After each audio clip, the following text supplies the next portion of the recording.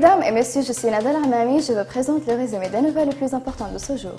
Les membres de la Chambre des représentants ont publié une déclaration déclarant leur position définitive sur l'accord politique signé de la ville de Skhirat au Maroc et tous les organes politiques qui en résultent. Les membres signataires ont déclaré que nous avions mis en garde contre les conséquences d'un tel mouvement car nous sommes conscients du danger d'être traînés en arrière, ce qui reviendrait à renoncer à notre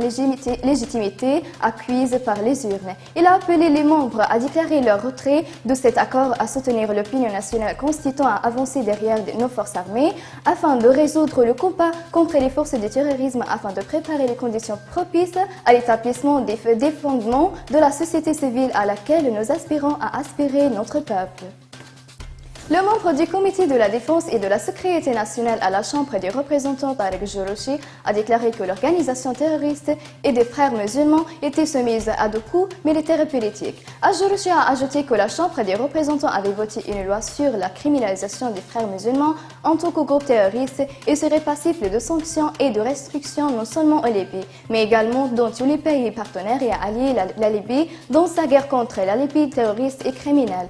Jourouchi a déclaré les frères musulmans ne pourront pas se rendre en Libye et les PONC ne pourront ni traiter avec elle ni interdire les activités de leur organisation et de leurs fonds.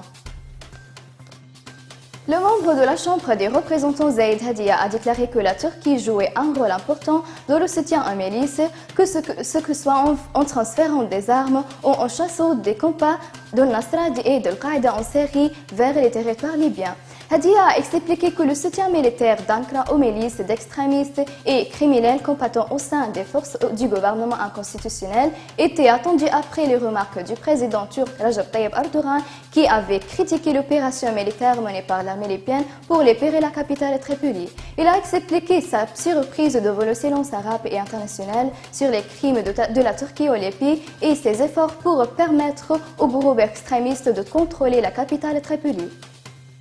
Le Premier ministre Abdallah Seni a rencontré les doyens des municipalités du Sud en présence du ministère du gouvernement local, M. Adel Zaidi. La réunion a examiné les besoins les plus importants de la région du Sud dans tous les secteurs, en particulier les secteurs de la sécurité. Il a souligné que le gouvernement provisoire avait équipé la force de sécurité du Sud composée du département, des patrouilles et des déserts et de la direction des portails et des centres de la sécurité afin de sécuriser la zone. Ils ont également discuté de fournir la manière des rations provenant des entrepôts du ministère de l'économie et du gouvernement intérimaire à la région du Sud, en plus du problème du carburant et de la coopération avec la commercialisation du pétrole, du gaz et de Barga pour fournir la coopération de la région et les besoins en gaz de cuisson.